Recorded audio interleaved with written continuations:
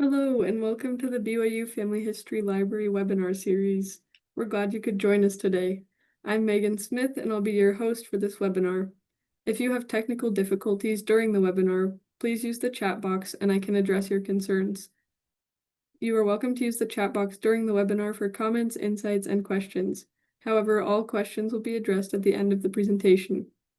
Our next webinar is on May 21st with James Tanner. He will be giving a presentation entitled Using Google Translate, Gemini, and Google Lens for Genealogical Research. If you would like to access a previous webinar, please visit our webinar index on our website or search on our YouTube channel. All of our webinars are recorded and uploaded by the following Monday for your convenience.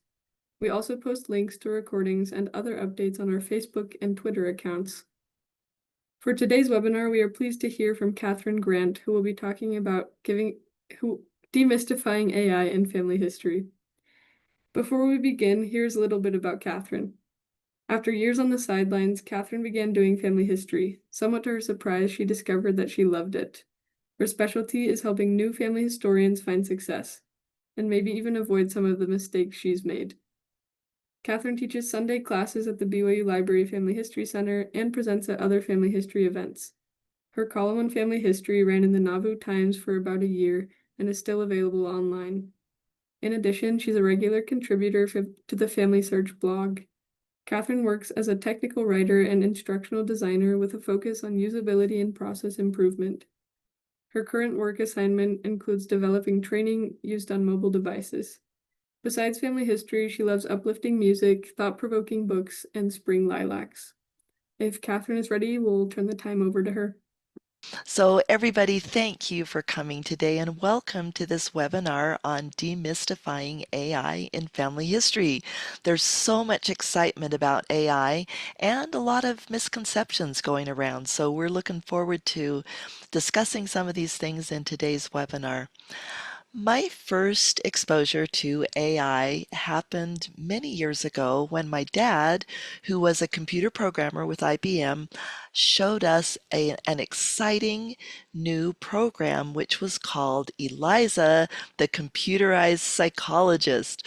To the best of my memory, that was the name of the program that he showed us on those old early IBM computers. You see here a recreation on the screen. This is actually not the original program. I don't know that the original can be viewed anyplace, but this is a reproduction of the original. And basically what it was, for the first time ever, you could type, at least that I was aware of, you could type in natural language to the computer and get answers in natural language. And it was actually kind of hilarious because since it was a psychologist, then supposedly you were asking it questions about a problem you had. So we might say, as you can see here at the top, it would always start by asking you to tell the problem or whatever. And so we could say something like, "Oh, I'm so depressed," or "My boyfriend just broke up with me." And then the computer program would use your words to come up with responses. So you can just kind of see I created one here, and it actually can get pretty humorous after a while because this was very early rudimentary AI. It wasn't nearly as sophisticated as what we have today. So sometimes it really gave you funny responses, doing the best that it could. But this was actually a harbinger of things to come. Fast forward to 2025, and we are on an exciting new frontier with AI. AI is world changing. In my mind, it's on a par with inventions like the printing press or the internet or flight. Our goal today is going to be to learn together about this amazing technology.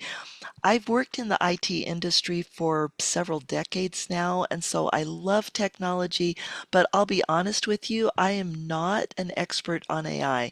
So we're learning in this together, and I hope to share with you some of the insights that I've been gathering as I've studied this topic and learned about it by using AI functions. So today I hope that we'll be able to better understand AI's benefits and limitations, specifically in family history. So here's what we've got on the schedule for today. First of all, what AI is and is not. Just again, because I've noticed there are some misconceptions floating around about AI. How can AI help me with my family history? So we'll talk about some key advantages, family search tools, and then very briefly some tools on other websites. And then we'll wrap up talking about how to use AI responsibly. That's a big thing. So, first section, AI, what it is and is not. I love this definition of AI. It's probably the best one that I've seen. So, artificial intelligence refers to computer systems that perform tasks that mimic human intelligence, such as learning or problem solving or decision making. How AI works, I think it's so important to understand this because otherwise we can maybe have false expectations about AI. The truth about AI is that it is essentially predictive. In other words, it uses existing data and patterns to make predictions about new data. Well, what do we mean by that? Let's look at an illustration. Look at this sentence and think to yourself what goes in this blank. My guess is that 100% of you said Mary had a little lamb. I very much doubt that anybody said Mary had a little frog or even Mary had a little truck. You probably all came up with Mary had a little lamb. But how did you know that? Well, as you think about it, your answer would probably be similar to mine. Well, my mom read me that nursery rhyme from the time I was a young child. I've probably heard it a bazillion times. Perhaps you have read this nursery rhyme to your own children. It's just so embedded in our culture, and the phrase occurs so often that almost without thinking, we can fill in that blank. Well, I went to Grok, my favorite AI chatbot, and I asked it the same question. Not only did I ask it to complete the blank, but I asked it to explain to me how it knew what word to put in the blank. And this is what Grok responded with. First of all, it gave me the filled in sentence. And by the way, this is a copy and paste with just a little bit of stuff cut out just because it didn't all fit on the screen. But I can, anyone who's interested, I've got a copy of the whole chat and I can give that to you. But basically, when I asked how it knew what word to put in the blank, it told me, okay, we're not going to go through this whole thing, but here is a summary of what it told me. It basically said, I've seen a lot of data, and in this data, the phrase Mary had a little is usually followed by lamb. And that's how I knew what word to put in the blank. And this is a really fair description of how AI operates. So, what are the types of AI that we're likely to see in family history? What are they, and basically, what benefits do they provide, or what help do they give us in family history? One that you'll see a lot is referred to as generative AI. And generative is a really cool word, although it's not a word that maybe we use a lot, but it should be especially meaningful to us as genealogists. And when I use the word genealogist, I don't mean that you have to be a professional. I think that all of us are genealogists by virtue of our interest and our efforts to do genealogy. So generative comes from the same root as generation, the same Latin root as generation and genealogy. And the basic Latin root means race or kind or to beget. So it's about creating things. Well, that's exactly what generative AI does. It's AI that creates new content based on existing patterns in data. So an example of that is if you've ever used software that repairs historical digital copies of historical photos, that uses AI. So basically the AI analyzes that photograph, it sees the rips and tears that that clearly don't belong there, and it extrapolates what used to be there based on the surrounding image. And if you've ever used that, you know that it actually does a really good job. Another example of that is my dad had one of his wedding photos colorized on MyHeritage using MyHeritage's color enhancement software. Not, I guess it's an app. Use their color enhancement app. And in the past, I'll be honest with you guys, I have not been impressed with colorization. Like colorized movies, they don't look quite right a lot of the time. But I have to admit the technology has come such a long way. And when my dad colorized his wedding photo, it was of him and my mom standing in front of the Salt Lake Temple, and the grass looked perfectly green, the temple looked exactly right, their clothing looked realistic. If I hadn't known it started out with black and white, I would not have known it was a colorized photo. It looked so good. So that is an example of generative AI and how we're using that in family history. Natural language processing is another example of AI that is so helpful in family history. By natural language processing, it's kind of what it sounds like. Basically, that AI will process and respond to natural language. So Eliza was a very early example of that. But today we've got chatbots such as Grok or FamilySearch Help chatbot. You can talk to it as if you were talking to a person, and it will respond in full sentences, in sentences that a human can understand.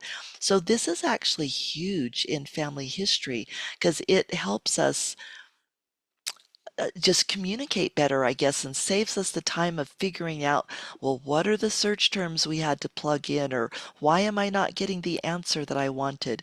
We can just phrase it in the kind of language that we usually use, and most of the time we're going to get really good answers. The last one I wanted to mention as an example is machine learning, where AI is programmed to predict and analyze results and then adapt its own code to improve future predictions. That's really quite amazing, actually, that a computer can be programmed to improve itself. So, the big example that you may be familiar with in this is handwriting recognition. So, if you've ever done review, on Get Involved on the Family Search website. If you've done name review, you've seen that sometimes the name will be transcribed correctly by AI and sometimes it isn't. And so in each instance, you mark whether it's correct or not. Well, what that does is tells AI whether it got it right or wrong, and then AI uses those results to improve itself and do better in the future with its handwriting recognition. We are truly living in a miraculous age. I think, along with talking about what AI is, it's very important to remember what it isn't. So, AI, as much as it might sound like a human, it is not alive and it's not conscious. It doesn't think, not in the way that humans do. It has no emotions. It has no sense of time. So, I've had conversations with Grok where I just walk away and it doesn't care, it doesn't get offended. When I come back 2 days later, I pick up the conversation where we left off, and it doesn't say, "Where have you been?" or "Why did you leave me alone so long?" It acts as if no time has passed, and indeed, to Grok, no time has passed. It has no agency, so it can only do what it's been programmed to do. It can't act of its own volition. Even the handwriting recognition, the only reason it rewrites its code, its algorithms, is because it's been programmed to do so. It can't do anything outside of what it's been programmed to do. And this is an important consideration in AI, is that AI has no innate or inborn conscience. It's only as ethical as it's programmed to be. I think it's also really helpful to remember that AI is not magic. It seems like it, right? But I think of that old scene in The Wizard of Oz where the man pretending to be the wizard is behind the curtain, and then the curtain gets jerked forward and he says frantically, "Pay no attention to the man behind the curtain." Well, if we understand the man behind the curtain, we know it's not magic. And if we understand what's behind AI, that's actually one reason I wanted to go over its predictive nature, is to say it really isn't magic. It's wonderful, but it is doing what it was programmed to do. It's very complex programming, but it's not magic. This is especially important to remember that when we're thinking of it as a family history assistant. AI is not a magic tool that will just magically do our family history for us with no thought or effort on our part. And truthfully, would you want it to? I wouldn't.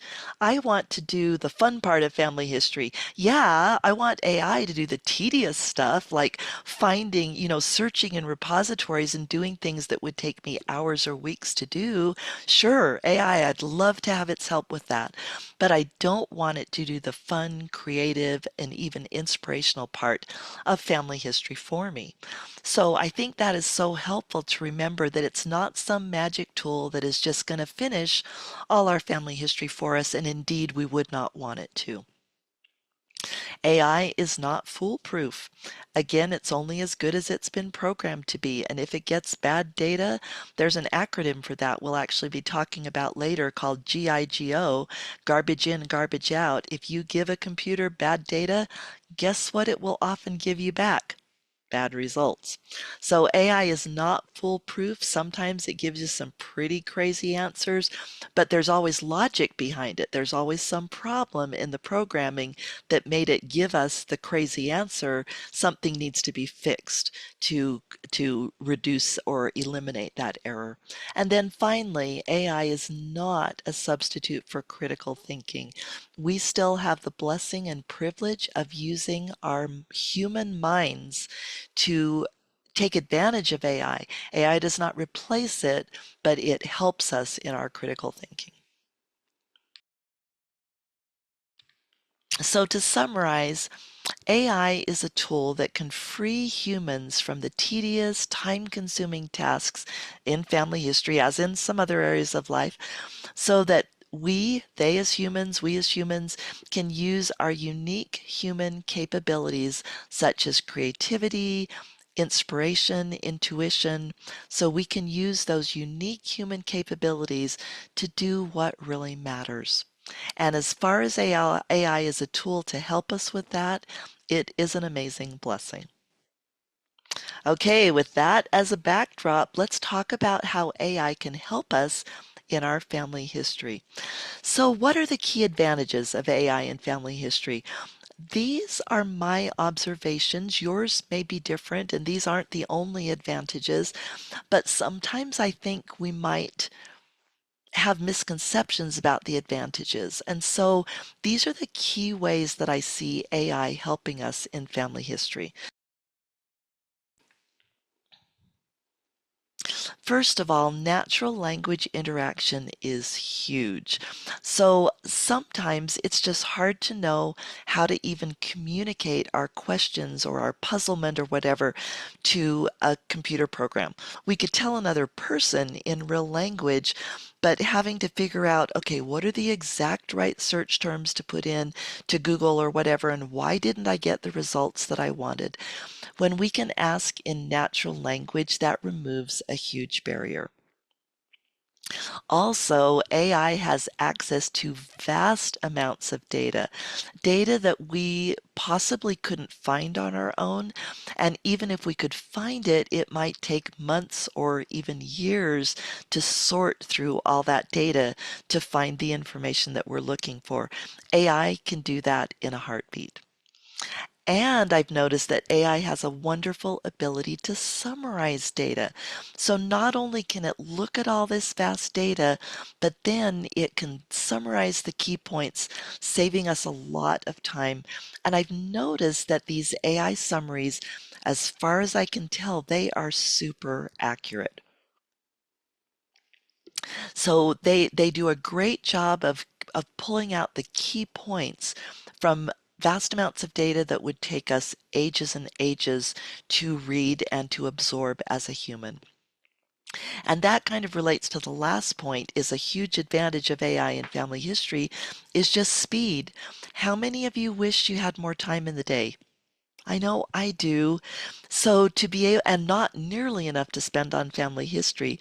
So the fact that AI can pull back answers for me or give me information in the blink of an eye instead of me spending hours on it is huge. So that these are four main ways that AI is really revolutionizing family history and making it so much easier for us to do this great work. So let's look at some examples, common family history challenges, and how AI can help. Have you ever run across a puzzle and thought, I need some help on this? I'm not even sure who to ask. I'm going to have to spend some time finding somebody and then spend some time talking with them. And that has its place, don't get me wrong. But sometimes you just need a little guidance to go in the right direction. Well, AI is available 24/7 with access to broad expert knowledge. So it can answer a lot of the questions that we might have wanted to ask an expert. And then if we don't get all the information we need, we can go ahead and check with a human expert. Have you ever had to find a genealogical needle in a haystack? Sometimes what we're looking for is just buried so deep that it's hard to find and it might take years to find it. Well, AI can search massive amounts of data and return us answers in the fraction of a time that it would have taken us. And that leads to the next one. A concern that I hear over and over among family historians is I just don't have time to do everything that I want to do. Well, again, just to emphasize what we said a little earlier, AI can return answers to our questions almost instantaneously, saving us tons of time and enabling us to concentrate on the things that are important to us. Lack of historical context. We can't all be experts in the historical context of every place that our ancestor lived, and yet that context is so important to understanding, to finding records, to making decisions. Well, AI shines here as well. It can very quickly look at historical records, and I don't mean about people here. I mean about places and times and political things and that type of thing. AI can very quickly look over all that information and summarize it for us so that we have a better understanding of the historical context, enabling us to do a better job at researching our family. And then finally, have any of you struggled with using family history technology such as FamilySearch or such as a mobile device or whatever? I think we all have. I know I have. What I found with AI is it is wonderful. If I come across something I don't know how to do, I just go to Grok and say, tell me how to attach a photo to a profile in Family Tree, or tell me how to do this, that, or the other thing. And it instantaneously comes back with step-by-step guidance. So that to me is a huge benefit where I can very quickly get answers to my technological questions. And again, it enables me to move forward instead of spending a lot of time trying to find that information. So let's take a look at Family Search's AI-powered tools. We're going to look at 5 of them today, starting with full text search. And I should add, we're not going into depth on these. I just want to make you aware of them so that you can play with them and find out how they can help you in your own family history. So we'll start with full text search, then we'll talk about AI research hints, followed by the AI research assistant, and then finally, the reason I grouped these two together, the chatbot and the enhanced help center search, is that I kept getting the same answers from both. So I went back to a manager at Family Search and I said, can you just help me understand the difference? Because as far as I can tell, they're kind of giving me the same information. And he said, yeah, they actually both use the same back-end technology. It's just that the enhanced search center, or excuse me, enhanced help center search has some extra search results that it gives us. And so we'll be looking at that in just a minute. The ones with the asterisk are available in what's called Family Search Labs.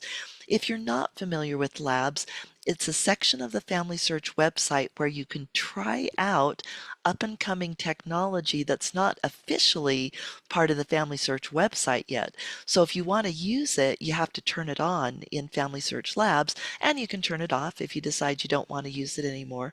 But basically, it's a place where you can take new technology for a test drive. And also, what's really great is you can give feedback on it that goes to the developers, and then they can use your feedback to improve whatever product you've been using. So you can be part of shaping the future and helping weed out those problems and errors, making the programs better for everybody. So full text search is one of my favorite new features on Family Search. When I say new, it was announced in 2024, so it's relatively new. And it was groundbreaking in that instead of presenting indexed records, it is sharing records that have been fully transcribed using handwriting recognition by AI. So, in a traditional record that's been indexed, you might have the name might be indexed, the date, the place, maybe the witnesses are indexed if it was like a marriage record. But when you went to search, you could not search every word that appeared on that record. You could only search the words that had been indexed.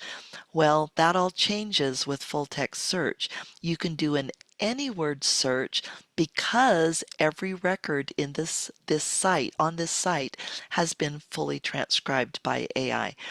As of today, I just checked this before the webinar, there are a little over 3,800 collections. So there's like collections of Canadian land records and wills and different things. And you can go to the site to familysearch.org/search/full text. And if you click Browse All Collections, it shows you the list of collections that are included. So right now, it's actually only a small percentage of Family Search's holdings of historical records, but it's growing all the time. And I was actually a little skeptical, to be honest, when I first heard of this. I was like, well, if there's only 3,800 record collections, probably none of my ancestors are going to be in there, or probably it's just going to be information that's not going to help me very much. And I'm embarrassed to say that I was a little skeptical. I got on here and searched for one of my unique family names, which is Bescaby, and I was shocked and amazed with what came up. I recognized the names. I knew they were part of my family, and I had never seen those records before. It was all new, and it was so exciting. So I fully endorse and recommend full text search. And if you don't find something right away, come back in a few months because like I said, they're constantly adding new records to these collections. So we're not going to go into any more detail than this, but if you would like to learn more, please see this webinar. This is a live link. And by the way, we will put a link to this slide deck on the YouTube page for this video when it's published. So you'll actually be able to look at this whole slide deck and see the links in here. So if you're interested in learning more, go ahead and look up this webinar. You can also just do a YouTube search on it, Getting to Know Family Search's Full Text Search. The next tool I wanted to mention is AI Research Hints, and this is actually part of the AI Research Assistant. So you have to enable the assistant in labs in order for these hints to show up. And where they show up is on your Family Search personalized home page. And their purpose, they're supposed to be very high quality hints, and generally they are. Their purpose is to show you places where people might be missing from family tree. So I've been able to add some people based on these hints, and it's been wonderful. But Also, I've seen some hints that were not correct. So you don't want to just add people blindly, but you want to verify with additional sources. And we're going to see an example in just a minute. Another thing that troubles me right now, but this is something I'm going to give feedback on because Family Search welcomes feedback. They will suggest adding women, but the women are listed in the record under their married surname. And that's problematic on multiple levels. So it can confuse the hinting algorithms, it can confuse other users. So whenever it's a family search policy, actually, when you add a person, it even says it right on the screen, add women under their maiden surnames, not under their married surnames. So if you want to learn more about using this tool, there is a handy dandy tutorial button up here at the top, and just click that and it will walk you through using this feature. So let's take a look at a hint that I got the other day. And I just have to pull myself back here because I'm probably like most of us. When I see a new hint about someone to add to family tree, I'm so excited and I just want to hurry and get that person in the tree. But I have to tell myself, okay, calm down. Yes, it's exciting, but do take about 5 minutes at least to verify it and make sure that this is really a person, that it's spelled correctly, see how long they lived, make sure um, that they're really part of this family, whatever it might be. So here we've got a possible child, Aristine Doan. That's an unusual name, but who knows? Maybe it was some kind of, the name of a great grandmother or something like that. So I decided I would pull up the image and I pulled up other records about this family. Well, guess what? I can kind of see how they got Aristine out of this, but it's not Aristine. It's actually Irwin. And Irwin Buddy was already in Family Tree. Part of the problem here, I believe, is that Margaret up here, her G has a swoop that goes down here, and it's all part of the G, but it looks like it might be a Y here. So the indexer thought, okay, Arystine. It's actually IRW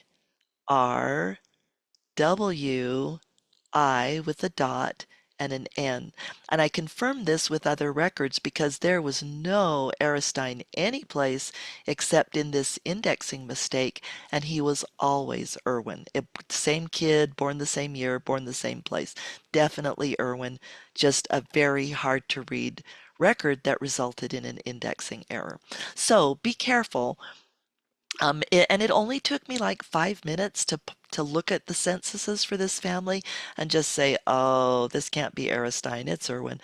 So it wasn't like I spent hours and hours. So just a very quick sanity check can keep us from adding bogus information to the tree. Because if I had just blindly added Aristine, that's that's a fake person. Aristine does not exist. So good to be careful. Okay, the AI Research Assistant. This is such a cool tool.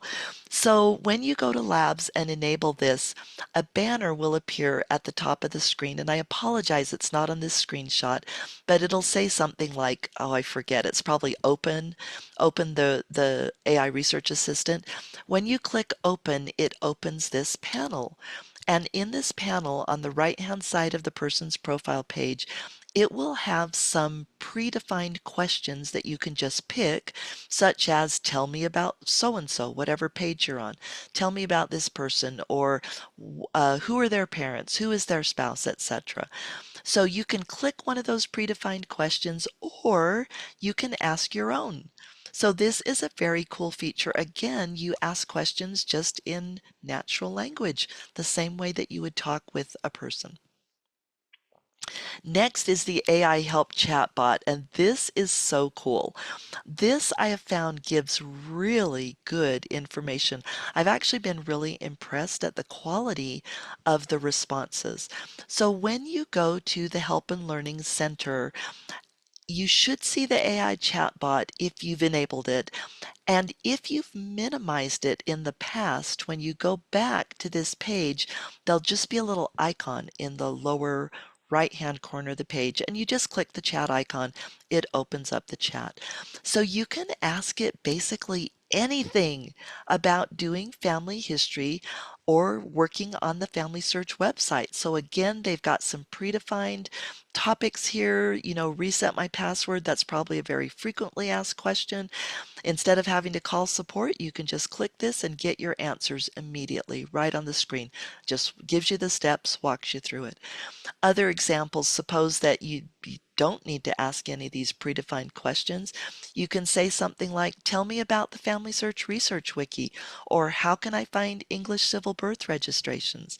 Just to show you the quality of the answers that you get, here's what I got when I said, tell me about the Family Search Wiki.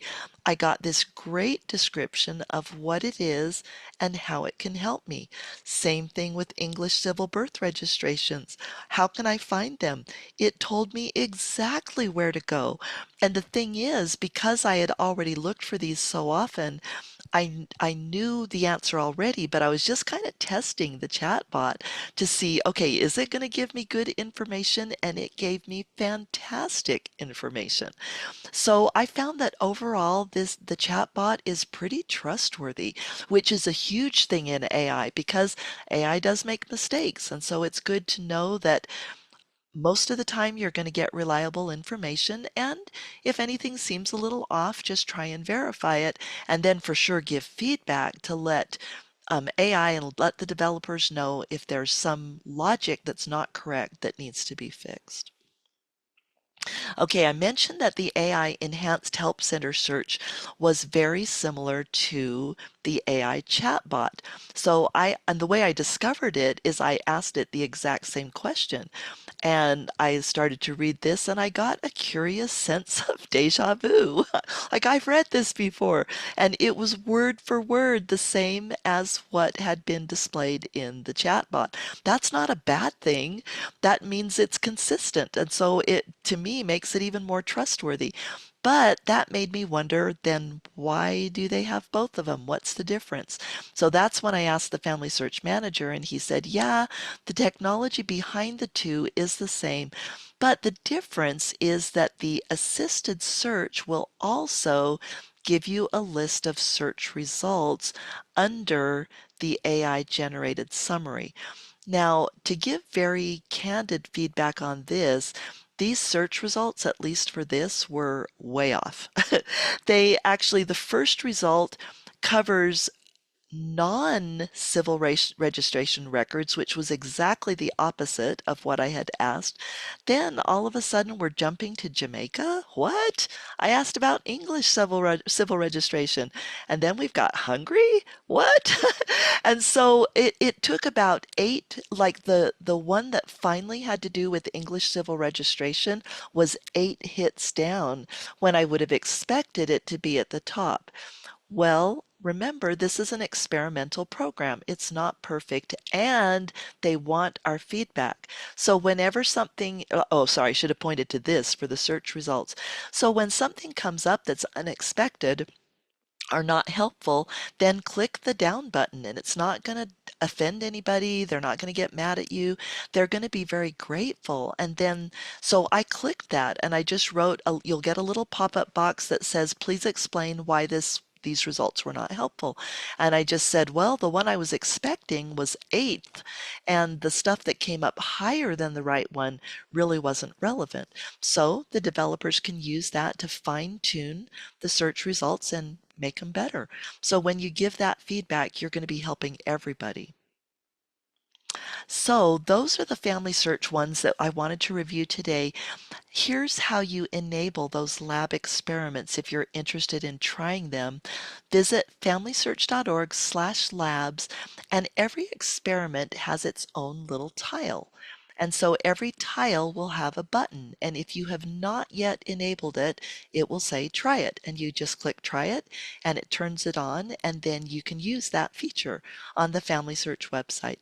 So for instance, here's the Ask a Help chatbot. I've enabled that. Once you enable it, you get a button that says turn off in case you don't want to use it anymore. So here's the one I mentioned, Grow Your Tree with AI Research Assistant. This is the one that also enables the hints on the home page, even though it doesn't explicitly say it here. But again, what great features, excuse me, what great features to help us succeed in our family history. Other AI powered tools, I did not want to spend a lot of time on these. Just we've only got so much time in our webinar, right? But I wanted to make people aware of these amazing tools on other websites. So MyHeritage offers things like the AI Time Machine, where you can take one of your photos and have AI put you in a historical looking photograph. It's really cool. AI can write a biography of an ancestor and so forth. We already talked about photo enhancement tools. Ancestry.com has Story Scout that can create a biography based on records. Ancestry also uses AI in its DNA ethnicity estimates and matches. Shaky Leaf hints are powered by AI. Chatbots such as Grok, Copilot, ChatGPT, etc. Those can also be very helpful in family history. They're not particularly family history tools. In other words, they're not designed only to be used in family history, but I've had great success asking them family history questions. Transcribus is another really cool site that can do handwriting transcription. So this is just a small sampling of how AI is revolutionizing family history. Just search on AI, search on like Google or whatever to find more AI tools. And actually, one way that I found out about a lot of them is I just asked Grok, my favorite chatbot. I said, tell me about some of the key AI tools that are helping in family history. And it gave me a list and description. So that's one thing I love about AI and about chatbots is you can learn things quickly that might have been very difficult or time consuming to learn otherwise. Okay, we are to our last section now, using AI responsibly. So, it is so important to remember that AI is not human. And I actually found myself kind of sucked into the illusion when I started using Grok. Like, I would feel like, oh, if I say something negative, I'm going to offend it. Or if I'm gone for a long time, should I apologize when I come back? Can't, I'm so sorry. I haven't been here for a while. No, AI is not human. It has no emotions. So the natural language interactions and the pre-programmed emotional statements can make it easy for us to fall prey to that illusion, to humanize AI. For instance, once after Grok helped me out with an answer to a question and they did a great job, I said, "Thank you. You saved me a lot of time." I typed that into Grok and it wrote back, "I'm thrilled that I saved you time." Was Grok really thrilled? No. Grok has no emotions. Grok had no clue. It just had been programmed to be polite and to give me a human-like experience. Humanizing AI too much can actually lead to psychological issues, and we're not going to go into that today. It's beyond the scope of this webinar. If you're interested, you can Google it or ask AI what the problems are in over-humanizing AI. But for our purposes today, thinking of AI or humanizing it too much can lead to false trust in its genealogical answers. We're just to revisit what we mentioned a little bit earlier. This is an acronym that's been in computer science for decades, and it holds true. You give the computer garbage, or in other words, bad data, guess what? You're likely to get bad data out on the other end. This principle holds true in all aspects of computing, especially AI, because AI has an added twist. The garbage may not look like garbage. Let's look at an example. This is an actual example that my sister had with Google Bard about a year ago before it was rebranded as Google Gemini. So my sister had gotten an old photograph, and like a lot of old photographs, it had very sparse information on it. But from the information, she gathered that there must have been either a Redford or a Young, because these families married into each other, who married a Beecroft sometime, judging from the photo, between 1850 and maybe 1930 for good measure. So she was like, I'm just going to try a Google Bard and see if it can help me. So this is a screenshot, an actual screenshot of her conversation with Bard. So she asked this question, these people, this time period, and where they were married. Wow! Almost immediately, Bard came back with this list of people, and we were astonished and excited. And we're like, well, I wish they'd given us sources for these people, but at least we have names, dates, and places so we can do some research here. And no doubt we'll be able to find those marriage records. Well, that's not exactly what happened. We didn't have much luck, and my sister decided to ask about a different family. So we have some Dells and Quibels on our line, and she thought, what if they were the ones that married the Beecrafts? Well, this is the answer she got. There are a few known cases of Dells or Quibels. Notice it says known cases of Dells or Quibels who married a Beecraft. 1870, 1880, 1890, John, Jane, William, Mary, New York. Are you starting to see something fishy here? So when we compared the two, here's what we got. Question one, question two.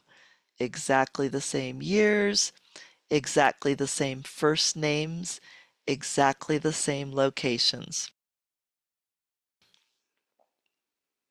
It turns out that this data was completely fabricated.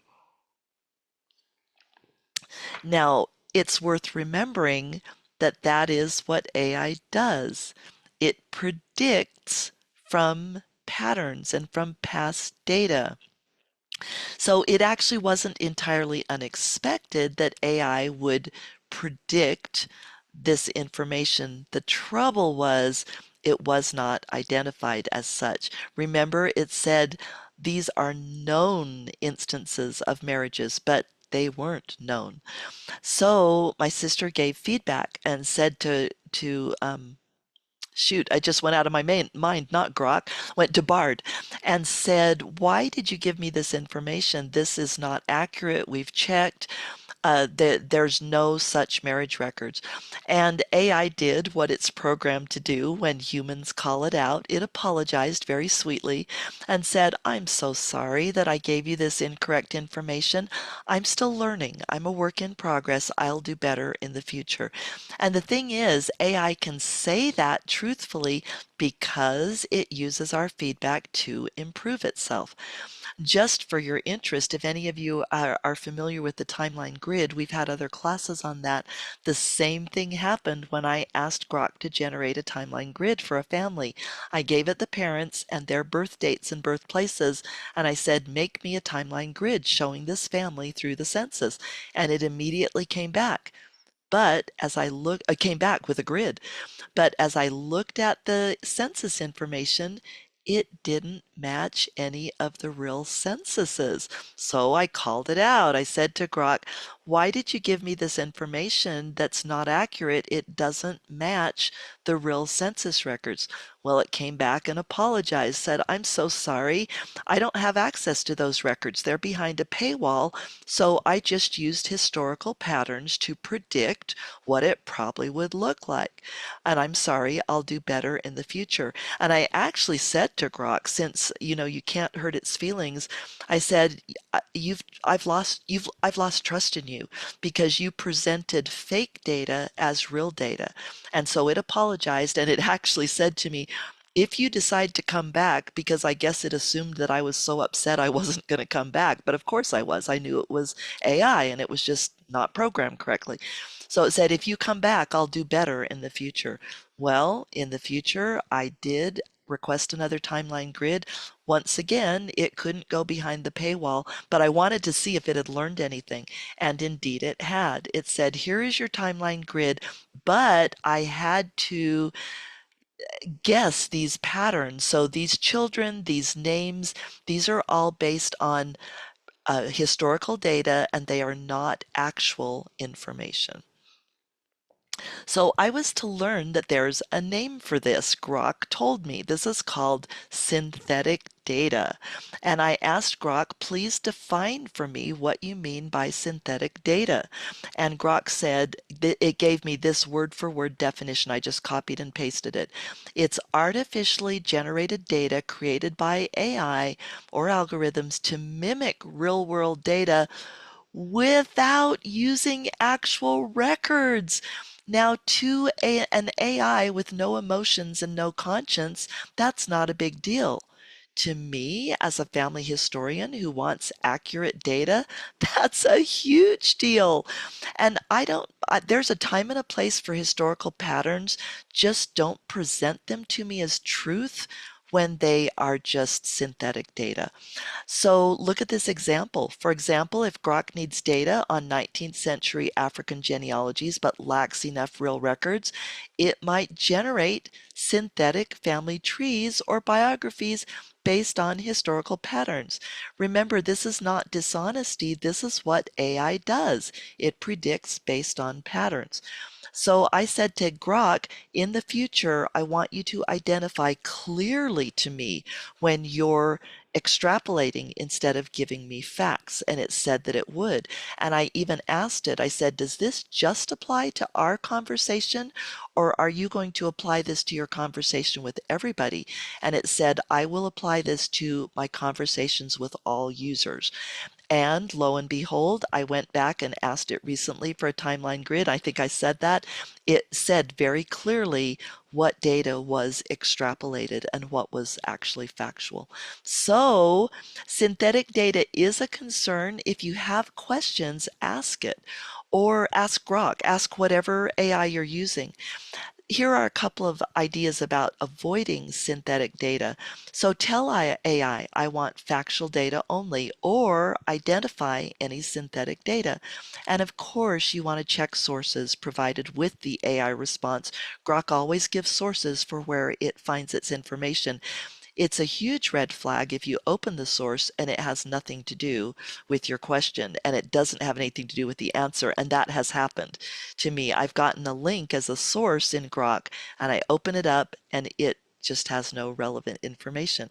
So again, it's Grok's programming. So give feedback on it. It will improve. Verify as needed with other sources. And when AI does not identify synthetic data, give it feedback. Let it know that trust and accuracy are important to you as a user. Just for grins, I went back to Gemini, the new version of Bard, to see what it would tell me if I asked it exactly the same question that my sister had first asked it. And this time, I did not get a list of fictional marriages. I got a very accurate and helpful answer. I cannot provide specific marriage records, says Gemini. You're going to have to search in these areas. Well, obviously, that was a much better answer. So the feedback made a difference, and both Gemini and Grok are doing better at providing family history information.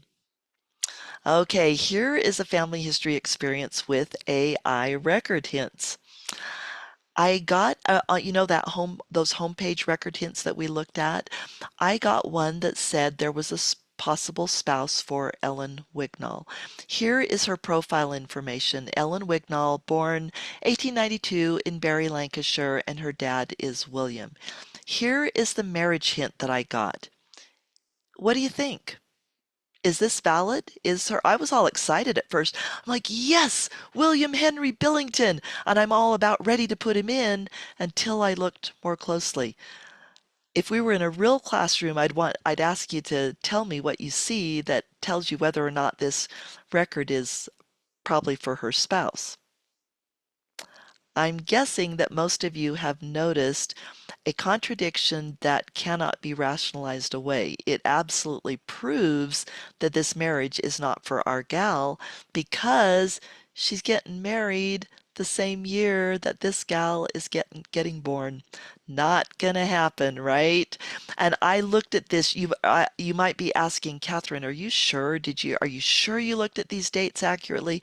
I looked at this silly marriage record like 5 times to make sure that it really did say that the marriage date was 92, not the birth date of one of the spouses. Nope, it really said the marriage date was 92. So this wasn't the spouse of Ellen Wignall. So I gave feedback, and that's going to help AI improve. Last experience I wanted to share with you, which I included this, it's a little bit longer than the others, but I included it to show how critical thinking is still so important when using AI. So I was on the profile for Eliza Ann Hextall, born in 77 in Basford, Nottingham. And I opened up the AI Research Assistant and I picked one of the pre-written questions. I wanted to find Eliza Ann's spouse, and this is the answer I got immediately. Eliza Ann Hextall was married to William Wright before the 1891 census because according to that census, she's listed as Eliza Annie Wright, indicating that she's married to William. And I thought, this is fantastic. Okay, let's just double check. So here's the AI response. Eliza Ann Hextall was married to William Wright, and in the 1891 census, she's listed as Eliza Annie Wright. So here is a screenshot from Ancestry of that 1891 census. What do you guys think? Is she William Wright's spouse? Yep, you're probably coming to the same conclusion that I came to. Here is Annie. She, in fact, is not listed as a Wright. She is 13 years old. She's listed as a sister-in-law to the head of household, which means that Florence is her sister, and Florence is the one who's married to William. So, followed our policy to our good advice, our best practice to give feedback. So I said to the AI research assistant, I just looked at the 1891 census. Eliza is not listed with the surname of Wright. She's single. She's 13 years old. She cannot be William Wright's wife.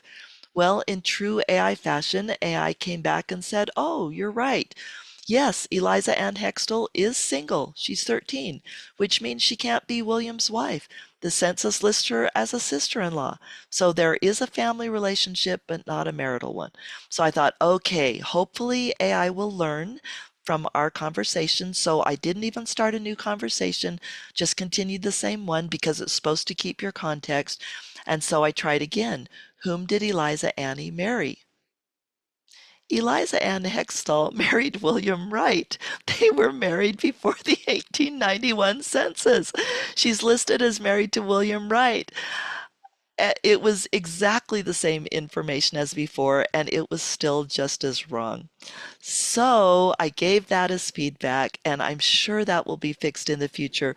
But at least as of recently, AI, the FamilySearch AI in the Research Assistant is not learning as quickly as other AI tools. And I actually fully expect that to change in the future. Again, remember, these are works in progress. So the takeaway from these examples is not that AI is bad, because it's not bad. It's amazing and it's wonderful. The point is always verify. I asked Grok for its advice on using AI for family history, and it gave me great advice. It said use AI as a starting point. Verify rigorously with primary sources. Test consistency. Be aware of the limitations like we've talked about today. And this is direct verbiage from Grok.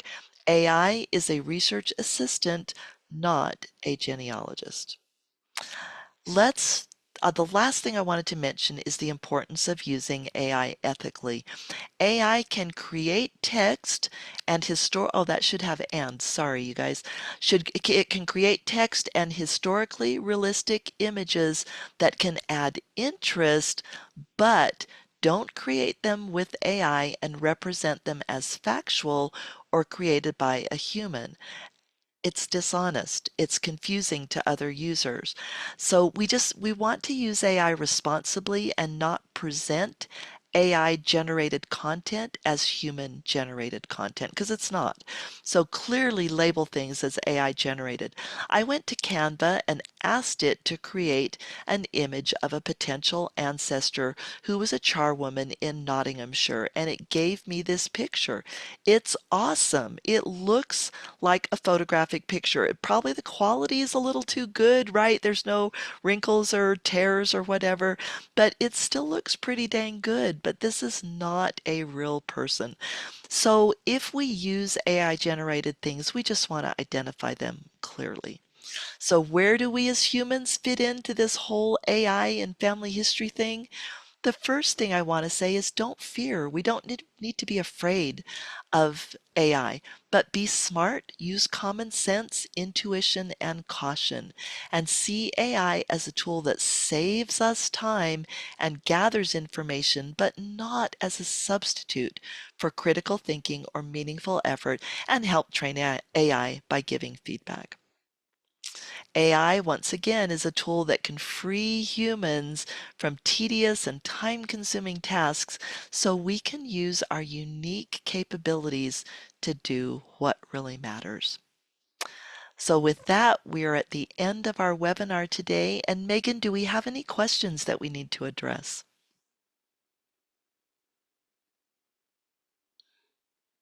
It doesn't look like it. Somebody just barely sent something in the chat. Oh, Terrell, I love it. Just for fun, your little lamb is not a lamb. It's a grown sheep ready to be sheared with a year of wool on it.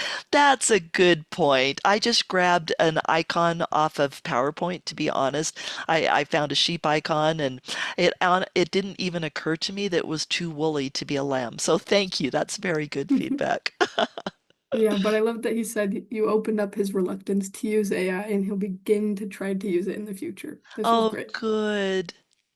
Very awesome. Yeah, I think the power in using AI is we've got to know what we're in for. We've got to know the limitations, but if we know the limitations, we can use it with less fear and more accuracy. Yeah. So let's see. Sandy says she put a question on the questions tab. Thank you, Yes, I Sandy. just found it if you have not found it yet. I just barely found it too. All right. So let's see. Sandy says when you find an AI error like the wrong name or spelling or a non-existent person, can you correct it or report it? And yes, the answer is you can. So there's two methods that you can do it, that where you can report errors. One is if you're using a chat bot, put it in the chat. Like I did for the timeline grid. I said to Grok, you presented fictional information. I think I said imaginary. I said you presented imaginary information as if it were real, and you made me lose trust in you. So give it feedback right in the chat if you're using some kind of a chat feature. The other is FamilySearch for sure, and most other websites will have a feedback button. So you can click that feedback button and give the feedback, and it goes to the developers. So let's see, that's correcting and reporting. Sarah asks, is there a handout? And yeah, you know what? If you want, let me grab the URL to this. I have to get it out of editing mode, sorry. And this is the same one that we'll put on the YouTube page. But for now, I'm going to throw this in the chat so that you can have access to this. Let's see, chat, where did it go? You guys, I've lost the chat. Come back, come back. There we go. So this is link to today's presentation. Oh, and do you know what I just realized, you guys? I think I didn't share it yet, so let me change the permission really fast. Oh no, it looks like it's okay. Anyone with the link. So yeah, the link I just put in the chat will enable you to see this presentation. Click on the links, everything. So let's see, Megan, I think there was another question, or was there? Let me get back over to I the... don't see any other questions, Oh, okay. Good. Then but thanks for your address answers. this. You bet. And if no one else has any other questions, then we'll close out. So thank you all so much for joining us today. We hope you will join us for our next webinar on May 21st with James Tanner. He will be giving a presentation entitled Using Google Translate, Gemini, and Google Lens for Genealogical Research. A recording of this webinar will be made available by next week, as well as the slides. You can view that on our YouTube channel or our website. If you have any comments or questions, you can always email us at fh_webinars@byu.edu or follow our Facebook and Twitter. Thank you and have a wonderful week.